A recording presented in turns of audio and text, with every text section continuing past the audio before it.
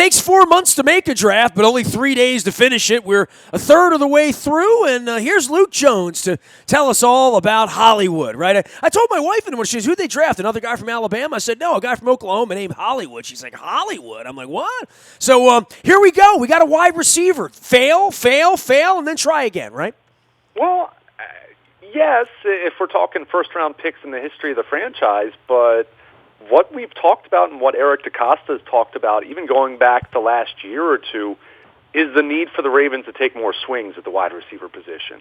Drafting receivers on day 3 is not a high percentage play anyway, and when you don't have a track record of developing those guys, you need to invest some more meaningful draft capital. So with Marquise Brown from Oklahoma, certainly a high-profile kind of guy who was put on the map by playing with 2 different Heisman Trophy quarterbacks. He'll now play with a 3rd Heisman Trophy quarterback in the NFL. He's a small guy. There's no question about that. You look at him, you think right away this is a Deshaun Jackson kind of build, but you hope he can be a Deshaun Jackson kind of player. He's going to be a deep threat, obviously. But I think with this Ravens offense, knowing what Greg Roman's going to want to do running the football, I think you'll see Marquise Brown with some jet sweeps and some other gadget plays and things of that nature as well. But this is a case of the Ravens. Eric DeCosta, his first ever pick. He's been around for the duration of the Ravens' time here in Baltimore, and he knows that they haven't had a lot of success at wide receiver, and he was even asked about that on Thursday night. He said that wasn't on his mind specifically, but he's acknowledged, the Ravens have acknowledged, they need to take some more tries at the wide receiver position compared to what they've done. Keep in mind, Nestor, this is only the 3rd day 1 or day 2 pick at the wide receiver position the Ravens have made in the John Harbaugh era. You go back and you look at Torrey Smith in 2011, 2nd-round pick, and, of course, Brashad Perriman 4 years ago. And we know that the latter didn't work out. Torrey worked out quite well, but over 12 years, 3 wide receivers taken in the first 3 rounds, yeah, you're not going to have much success because you haven't really tried all that hard. So that doesn't mean Marquise Brown's going to work out, but I can certainly understand the Ravens taking a swing, and time will tell how this is going to work out. All right, well, let's go through the whole draft, right? Because we'll get back to the Ravens. Let's start at the beginning. I was up at Silver Spring Mining Company in Bel Air, and the Kyler Murray thing, the New York Giants quarterback selection that was heard with a thud. Although the kid looks just like Eli Manning, he sort of channels him in some way. And the quarterbacks, Haskins as well, and how it sort of shaped the round as we expected it to, and surprises, right? I mean, Steelers dealing up to get a linebacker that the Ravens had in their building a week ago. So some maneuvering that certainly could not have been predicted. Oh, there's no question about that. And you didn't even mention what might have been the biggest surprise, other than probably Daniel Jones going 6th overall to the Giants. How about Cleveland Farrell going 4th? There were people, myself included, who thought it was very much at least plausible that Farrell would be there when the Ravens picked at 22, so he goes in the top 5. You weren't counting on Mike Mayock and John Gruden running a draft, is what it is. Yeah. Although I saw someone make the point that if Mike Mayock liked Cleveland Farrell that much, if he was still on NFL Network, and he would have been banging the table for him, meaning he really liked him, which obviously he did because they took him 4th overall, then who knows? The perception of him might have been a little bit different, but that was certainly viewed as a major reach. It's an incredible thing, right? Like, this guy's been on television for 25 years and is perceived as an expert. He gets to run the franchise and takes a pick that literally nobody agreed. Literally no one had that dude in their top 10. Nobody, right? Well, top 10. Were there some people out there who might have said he would have gone 10th? Sure, I'm guessing, but anyone to say he was going to go 4th? No. That he was going to go ahead of Josh Allen? Again, it's one of those things where even if you love the player, and this goes back to what Eric DeCosta and other GMs have talked about, that's where you really need to get a feel for how other teams view that player, because it's fine to love Cleveland Farrell, but get an idea of how other teams value him, and then if you still really want him, then move back, trade that pick. I mean, try to make a deal there and try to improve your overall value for that pick. So, well, Pittsburgh paid, and Pittsburgh paid a lot because they wanted that kid, right? I mean, yeah, they looked at the draft and said, we need that linebacker from Michigan, and they did what they needed to do to get it done. Yeah, I mean, but they certainly paid a pretty steep price for Devin Bush, but I think it's pretty obvious. Well, Steelers don't pick in the top 10 often. Right. Oh, sure. I mean, and part of it is they had to move up that early to get him because Devin Bush wasn't going to be there when the Steelers picked at 20, I guess it was. So they had to move up. They paid a steep price, as you're going to moving up from 20 to 10. But he's their Ryan Shazier replacement. I mean, it was obvious when Shazier went down 2 years ago, and they haven't been able to replace him since then, that they prioritized that. Devin Bush is a sideline-to-sideline, little bit undersized inside linebacker, but I don't think Lamar Jackson was the only reason that they moved up to get Devin Bush, but certainly they had to be thinking that was a reason why you needed a sideline-to-sideline guy. So, I mean, we didn't see, early on, the Pittsburgh-Denver trade was the only draft day trade until we got into the final 12 picks of the draft, and certainly the Ravens moved back. But, that might have been the biggest surprise for me. I mean, we heard so much about, there was so much buzz going into Thursday night that there could be some serious wheeling and dealing even within the top 10, and that didn't really come to fruition. I mean, there was even talk while the Jets were on the clock that they were going to move back, and they couldn't find anybody, right? Yeah, which we talked about over and over, the possibility with the Ravens. Now, the Ravens did move back, and they picked up an extra 4th-round pick, an extra 6th-round pick to move back 3 spots, but we talked about that throughout the process. If everyone has the same idea in mind of wanting to move back and collect extra draft capital, you're only going to find so many trade partners. So I think that was the lack of trades early surprised me a little bit, but certainly the Farrell pick and Daniel Jones, even though there had been plenty of talk that the Giants were linked to Daniel Jones, but I think a lot of people assumed it might be with the Beckham pick in the middle of the 1st round that they got from Cleveland. So I think it's certainly... It's easy the morning after to look at any of this and say, did you get your player? Could the Ravens have dealt out of 25 backward? Maybe. But clearly they felt like at 22. I'm sure that's the way this worked. I mean, Eric probably had 2 or 3 deals and said, all right, well, we can move back 3 spots. We have 4 players we like. That's kind of the way they always do it, right? And in retrospect, when they explain it, they probably explain it that way or say, we're going to move back 3 spots, and we had 5 players on our board we would have taken at 22, so we'll just keep backing up until we get one of the guys we want. And... Montez Sweat was another guy, and Josh Jacobs. These guys that went around him before that, Darnell Savage, before that, Garrett Bradbury, who we all had sort of linked to them, and he went 18th to the Vikings. But all of those names were bunched together. They were all discussed, including Metcalf, right? We talked about all of these guys. And as I always say, we find out exactly who they like. They really like this wide receiver from Oklahoma, despite the fact that he was Antonio Brown's cousin, right?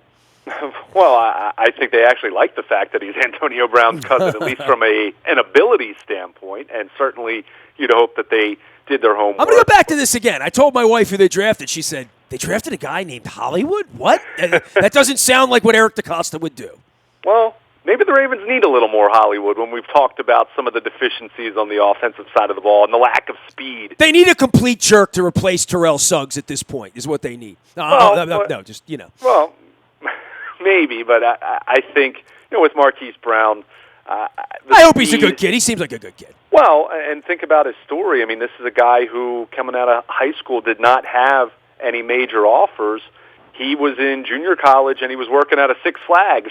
I mean, he was really grinding it out and trying to save money for rent and for tuition, and then he plays a year at junior college at the College of the Canyons, was what it was called, and then he ended up getting an offer from Oklahoma, and I believe some other good teams in there. I want to say TCU, USC, some others were interested. So he was on the map very quickly, Santa very Clarita, slight- California, the College of the Canyons. There it is. My Canyons. I don't even know if they have a team nickname. I'm looking for. I couldn't even. They wear pretend to make blue and something gold, up. and I don't know. They might be called the Canyons. I don't know. But anyway, keep going. I had to go. They're the Cougars, the mighty Cougars of the College of the Canyon, the Canyon Cougars. There you have it.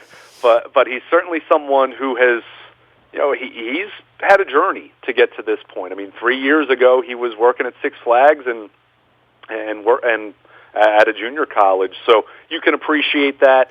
One thing I'd be remiss that we haven't mentioned it to this point. He is recovering from a Liz Frank injury, and that's something, when you're talking about a speed guy, that is something that you hope the Ravens absolutely did their homework on, and that they're supremely confident. Eric DeCosta was asked about it Thursday night, and he said, conservatively speaking, they expect him to be ready for the start of training camp. I take that to mean that's the slower timetable. That's the worst case. It was a similar injury to Jimmy Smith. For fans familiar with this, my mom's name was Liz, so anything with Liz I hear. But, we've heard about this over the last decade, and it is recoverable, right? I mean, we've watched Jimmy Smith go out and play football the last couple of years. It is, but Jimmy Smith has also acknowledged that of all the injuries he's had, and let's face it, he's had a slew of them over the years, the Liz Frank is one that has still bothered him some from time to time. Now, he's been able to play at a high level since then, but that's just something to keep in mind, and that's something to certainly scrutinize, quite frankly. I mean, one thing you'll have to say about Marquise Brown, speed is going to be everything for him because he's not going to out-physical wide receivers when he's 166 pounds. I mean, that's just, he's a Deshaun Jackson. I cringe saying the name right now, given the most recent stuff to come out about him, but another Tyreek Hill type, physically speaking. Certainly you hope not off-field in any shape or fashion. Well, it's always something on draft night, right? I mean, we talk about the Bong gas mask video with Tunzel a couple years ago, and the Ravens didn't pick him. They wound up picking Ronnie Stanley instead. That's a fascinating thing that everybody's sort of holding on and gripping hard on the night of the draft because there's inevitably one of these stories. It's kind of like the night of the media party at the NFL Super Bowl, right? There's always somebody leaking something media night, right? There's a book coming out or a story or a smear piece or a hit job or whatever. In this case, Tyreek Hill, they wait until 6 o'clock the night of the draft to release it, right? They've had that thing, right? I mean, it was a local TV station in Kansas City, apparently. Was there some deliberate timing there? Perhaps. I mean... Well, that's the way you do it when you're in the media business. But I'd also say that's going to be a big story regardless. Oh, there's no doubt about it. I mean, look, Laramie Tunsil can have all the Bong videos in the world come out. That's a completely different animal than this. No doubt. So, but you're right. I mean, historically speaking, at least recent history... Yeah, there is. I would say it changed Andy Reid's night, though, right? Literally. Well, I mean, Kansas City should be ashamed. They should be embarrassed. There were red flags about this guy long before anything here, and we're talking about a child. Come on, there's red flags about 10 of the kids that got picked last night because that's just the way the league and social media. I mean, Bosa going to San Francisco, like. That's a real thing when you go walk into when you play football in San Francisco and you've been following white nationalist Nazi garbage online for years. That's a big deal. Every time I see Josh Hader throw a baseball, for the Brewers, I think about that, and I think that there's a stigma about all of this for all these young people that come in that what they say, what they do, what used to be done and brushed over shall never be again, and. It's the end of his career. I mean, he's not going to be a Chief, not going to be a Raven as far as I can tell. Yeah, I mean, you would have to think, I mean, it goes so, and look, I mean, there are guys that have character concerns and things of that nature, and there have been plenty of players that the Ravens have even had with character concerns who ended up being, as far as we know, model citizens or something close to it. So there are certainly examples of guys who've had checkered past and learned their lesson and are completely fine. And then there are others, like a Tyreek Hill, who clearly hasn't learned a lesson. And I don't even want to put it in terms of learning a lesson. You're talking about a bad human being. Unless we find out this audio was doctored in some way. So something like that, it makes you very uncomfortable, and it's a reminder of how far this league has to go because, look at Kansas City, even what happened with the Javon Belcher thing, way back, not way back, but 7, 8 years ago at this point, right before Andy Reid got there. So, yeah, we've had our issues here, right? Like, no question. But what's happened in Kansas City is a whole different thing, and in a community where you're talking multiple players in a relatively short period of time. They just added Frank Clark from Seattle, who has some questions about his past and some domestic questions there. So, yeah, it's just something that as much as we enjoy draft night, the cloud of the Tyreek Hill thing, and I know Mike Florio was one example. I know he wrote something at PFT that he should be gone from the Chiefs and he should never play in the NFL again. But I think there are a lot of people who agree with that sentiment. And again, domestic violence is heinous enough as it is, and some of the things in his past as it is. But to hear the idea of him harming his child,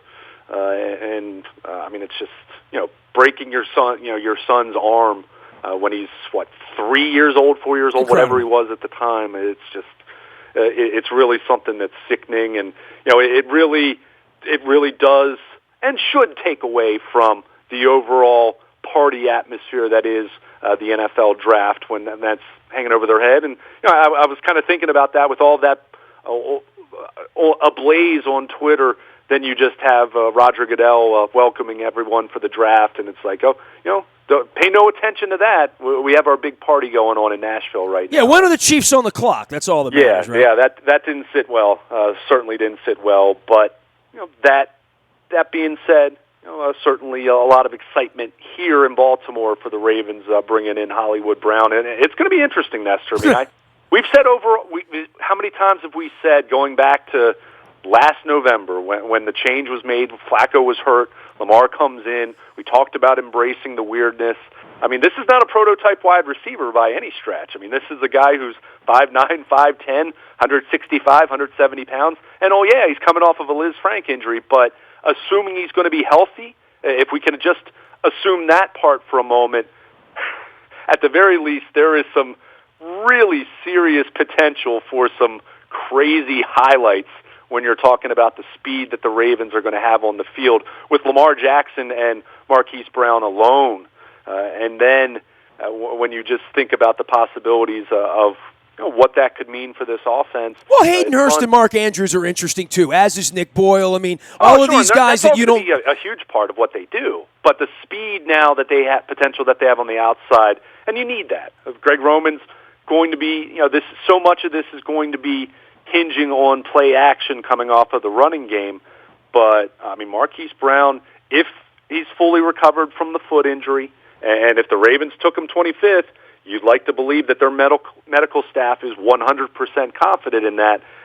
This guy's a burner. And I thought the other interesting thing, Nestor, that we learned on Thursday night as he did his little conference call with the media, he played Pop Warner football against Lamar Jackson. Can you imagine a youth football field with the amount of speed that those two have?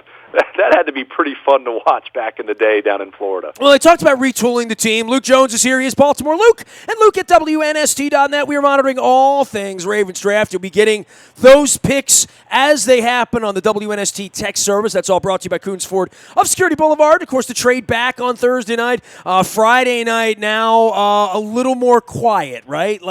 But they do have some stock now to maybe trade up if they wish to, which probably is going to keep all of us on our toes the rest of the weekend, right? Yeah, I still don't know how plausible it is with what they do have to move up, say, back into the second round. I think that would be tough unless you're going to give up some future capital, meaning you might have to give up next year's second-round pick or something like that. But you look at where they are right now, it's certainly they certainly have some ammunition to be, we knew about having 2 third-round picks, but now you look on early day 3, they've added another 4th-round pick, so they have 3 fourths. They've added another 6th-round pick, although I'm not overly enamored with 6th-round picks. That might be something you can throw at someone if you want to move up a couple spots in the fourth round, but that's not going to be something that's overly significant capital usually. But as it stands right now, 85th overall, 102, 113, 123, 127. So that's certainly there's going to be a little bit of a wait, but because they're not picking again until 85, and could you maybe move up in the third round with some of that day 3 capital they have? Sure, but I know a lot of people were asking about them getting kind of recovering their second round pick that they traded to Philadelphia last year, so to speak. I think that would be tough. I don't know. It's one thing to say, well, we could trade 2 of our fourth round picks and 1 of our third round picks.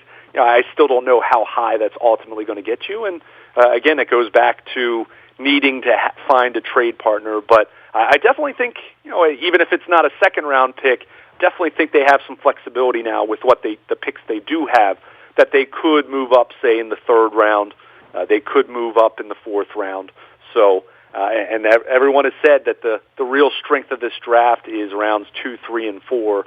So the Ravens, at the very least, they have 5 picks in the third and fourth round combined. So should have a chance to get themselves a couple more interesting players, and still very much have needs at edge rusher, linebacker, interior offensive line. And I still think they would be very well suited to take another wide receiver. Maybe that more of that bigger catch radius kind of guy to complement what they've added with Marquise Brown with his speed on the outside, and just kind of being that home run hitter you'd like to maybe find. Maybe a 6'2", 6'3" kind of receiver who isn't going to be a number 1 for you, but might be someone that can be a real threat for you in the red zone and be a little more of a possession guy for Lamar Jackson. He is Luke Jones. He is Luke at WNST.net. Together, we're going to be out doing all things draft. And, of course, the Ravens will have the entire class together next week. We will be discussing it here. All of our WNST coverage brought to you by our friends at Cole Roofing and Gordian Energy. We talk about our community and charity series around here. Bill Cole and I did a Baltimore Positive series, segment that I definitely want you to take a listen to. Don Moeller and I are launching Baltimore Positive. We will be at Pizza John's on Thursday night with Dutch Ruppersberger, Congressman, talking about ways to make Baltimore better. So that's on Thursday the 2nd. That begins at 5 o'clock. 15% of all proceeds that evening. So come down. If you're going to eat ravioli, you're going to buy pizza, get a cheesesteak, hang out, come do it with us on Thursday night. Help our friends at There Goes My Hero. We're also swabbing for the Bone Marrow Registry on Thursday night at Pizza John's in Essex. So I want to let everybody know about that. Luke, for the Josh Rosen situation and the deal back, and I guess is a little bit of a primer, it's going to be quiet on Friday night from our perspective, but where that kid gets traded is going to be a fascinating little case study because he's been linked to several teams, the Patriots, who took a wide receiver with the last pick, and I saw you, Eric, at home flirting over Derek Alexander memories there, who's now my LinkedIn friend, by the way, Derek Alexander. Second round and moving around and trades. The Ravens have picks. For us, obviously, sitting around on Saturday all day is going to be a lot of fun. But second round and third round, this is where, you usually make hay and find a couple of pretty good players if you're going to be a good team. Well, that's the thought. Now, you can certainly look at the Ravens with some of their second-round picks in recent years and question how effective they've been there. So, they don't have a second-round pick. Yeah, Boise State has not been good to us, right? Yeah, as I mentioned a couple minutes ago, I'd be surprised if they get back into the second round, unless there's someone you love so much that you say you're going to give up your second-round pick next year. That's essentially what they did for Lamar Jackson, as you recall, a year ago. So, they can certainly do something like that, but I think it's going to be interesting in the round 2. You mentioned it, the Kyler Murray, Josh Rosen situation, and even looking at it from a perspective of, well, the Giants are off the board as far as a potential trade for Josh Rosen. You can look at Miami, although it sounds like Miami's a little more inclined to wait and tank for Tua potentially next year. I mean, you never know how they feel about Josh Rosen, but that's certainly an uncomfortable situation for him at this stage. And I think that was one thing for all the speculation about Murray and all the late speculation about whether the Cardinals actually wanted to draft him. There was just so much smoke there. I don't know how you could have gone back to Rosen after 3 or 4 months of flirting with another quarterback, and then you say, "Oh yeah, you're our guy. We wanted you all along." So they have to do it, but what's the market going to be for him? I mean, Washington's out of play now. I thought even if it was by sheer luck, they did well for themselves with Dwayne Haskins staying local and going there, and Washington didn't even need to move up from 15. So that was a pretty good play for them. So, but that's the Giants and Washington are out of the Rosen sweepstakes. Miami, New England, certainly there are teams. I mean, the Chargers you could talk about, considering where Phillip Rivers is at this point in his career. But are any of those teams going to give up a first-round pick or even a second-round pick? Or is Arizona going to have to settle for pennies on the dollar for a guy who's a year removed from being a first-round pick? And I was going to say, nobody believes in him. It's pretty obvious, right? You could get him cheap. You don't have to pay him a lot. If you're down on your luck, you've got a lottery pick quarterback who's got a little tread on the tire, and had a pretty tumultuous situation last year with coaching and players around him and injury, and being a rookie and being on a bad team. He had a lot of things working against him. In the old days, the Cleveland Browns would have loved to have had a guy like him. Yeah, I mean, I think, and I think there's certainly teams out there that like him, but when you look at how Arizona's handled this situation to this point, wait them out, right? I mean, the fewer teams that are in that market, the cheaper the price is going to be then. So I think there is some poker going on, and I guarantee you there's someone out there that when they get Josh Rosen for whatever the price ends up being, they're going to be really excited about that because you're talking about a guy on a rookie contract, and you didn't even have to spend a first-round pick on potentially to get. So I think there's some teams out there that are very much interested. Well, let's have an argument here right now, you and me, right? Let's say Lamar never happened last year, which, that was an incredible roll of the dice by the Ravens to trade back and pick him in 30. All the things that happened over the last year. Had they rode on with Flacco and taken a wide receiver with their second-round pick last year or whatever, and then decided, all right, we're rid of Flacco, this would be a fascinating scenario for the Ravens to steal it, right? I mean, they stole Lamar Jackson, a 2-for-1 kind of thing, and they feel like they got their guy. They got a legitimate NFL starting quarterback they feel they can win with. That is my point on Rosen. If you felt like you could win with him, I think that deal would have already have been consummated to some degree because it was very clear you weren't going to have to give up a first-round pick to get him, and it's clear you're not going to have to give him a lot of money, right? So, and it's clear you're kind of bidding against, if not yourself, wherever the market was on Joe Flacco. Denver might have been bidding against themselves, quite frankly, right? Yeah, I hear what you're saying, but at the same time... But would the Ravens be interested in that, I guess is my point. Probably not, because they've looked at him and said, we'll stick with Lamar. Well, the Ravens wouldn't do it now. That would be kind of silly.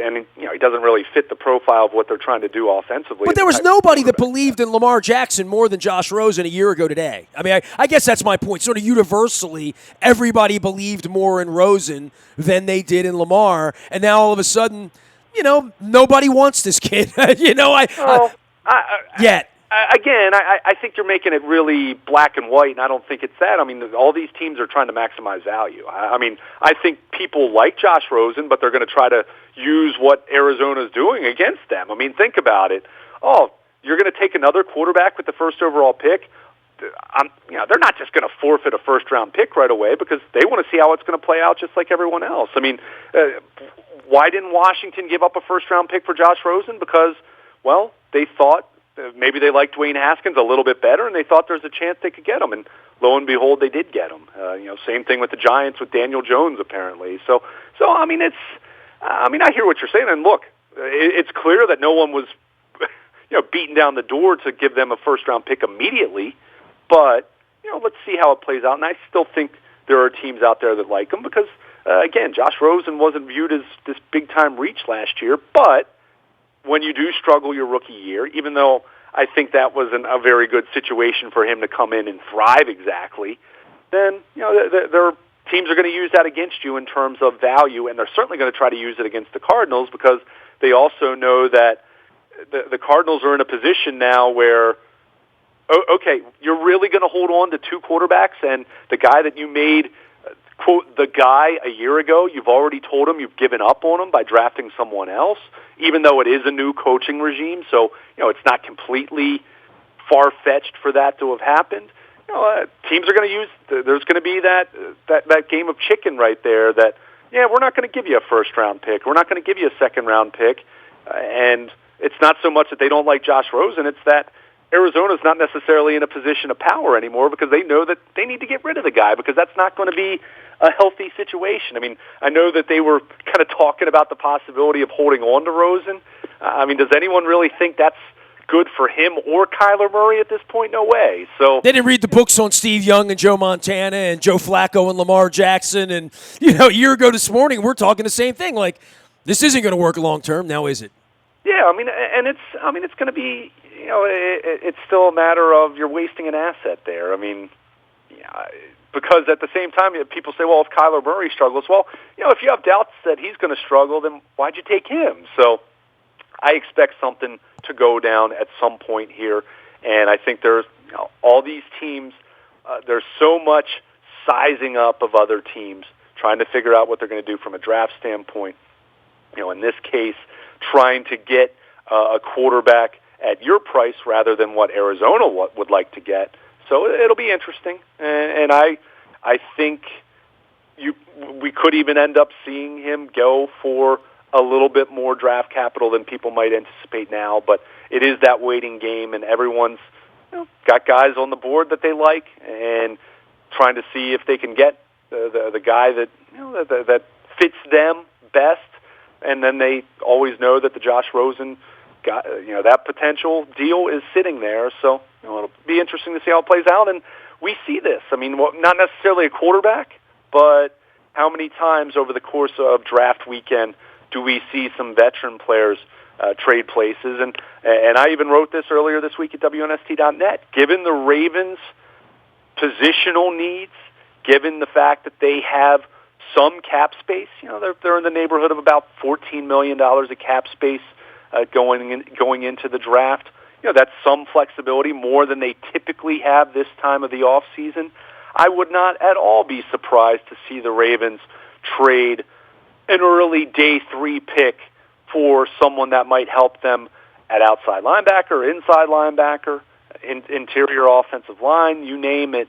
I would not at all be surprised to see something like that. So as much as we focus on the draft part of this, when you have $15 million of cap space and you do have some middle round draft capital, would not at all be surprised to see the Ravens make a trade. Not for Josh Rosen, but for some other veteran players who could potentially become available because of how their former team is drafted, or just guys who are teams are looking to move on from to save some cap space. He is Luke Jones. He is Baltimore Luke out on Twitter. Luke at WNST.net. We're all getting ready for a full weekend. Ravens chock full of picks here, and the WNST Tech Service will be bringing it to you, courtesy of our friends at Coons Ford of Security Boulevard. So many sponsors, including my shirt here. Pedicures, manicures, the Man Cave sensation. That bad place to be on Saturday over there at Hammer and Nails. Stop by, see them in Owings Mills on the town center. Place for men to groom and get a beverage and hang out in the Man Cave there. Go see them in Owings Mills, Hammer and Nails. You can see the logo on the TV thing. Sporticulture with our fantastic flowers here, including Court in our WNST audio vault, all brought to you by buyatoyota.com. We talked a little bit about flowers and a lot about football and Houston Oilers lore and the Baltimore Ravens draft picks and all that good stuff. You can find that Sporticulture to order the flowers. Spring has sprung, and our friends at Walnut Springs Nursery out in Howard County doing that for you. Lee Tessier, my man. I was up in Harford County trying to sell my condo, trying to sell your condo, Baltimore's premier realty team, and the folks I trust with my real estate transactions, over 50 years of experience. Go to LeeTessier.com and visit with him. He's up in Bel Air, but does it all around Baltimore. Royal Farms, real fresh, real fast. I want to give a shout-out to our friends doing Project Runway at the Royal Farms Arena on Saturday night. You know how much we love animals. My buddy John Rollo involved in all of that. Sandy Reset from the Show Your Soft Side campaign. We had her up at Buffalo Wild Wings last fall, along with Danny Wiseman. So you've seen those posters with animals and saving animals and being kind to animals. Royal Farms Arena Saturday night, Paul Jack Runway. Real fresh, real fast. Make sure you're using the ROFO Rewards card or the app. Either way, pump your gas, get your Western fries free of charge. And last but never least, Strategic Factory. They are doing our tablecloth spread with our new Baltimore positive logo on it. So we're looking forward to that. We're going to see Dutch Rupersberger on Thursday night at Pizza John's. Beginning at 5 o'clock, we'll be swabbing for the Bone Marrow Registry, raising dough for There Goes My Hero, and talking about ways to make Baltimore better. I'll be joined by former Baltimore County Executive Don Moeller. We have put together a piece that's up in the buyatoyota.com audio vault, as well as on our YouTube and our Facebook Live, about what Baltimore positive is, what it means, what we're trying to accomplish. Hope that you check that out, and sure you've seen that the mayor has had some troubles here lately. Apparently she's on the lam and not lucid. I'm still wondering where John Vitalin is. Nasty at WNST.net finds me. Facebook, Twitter, LinkedIn, Snapchat, Instagram, streaming live on our Facebook, and awaiting all of Luke Jones's coverage from Owings Mills as the Ravens pick players. We are WNST.net, AM 1570, and WNST Towson, Baltimore, and we never stop talking Baltimore sports.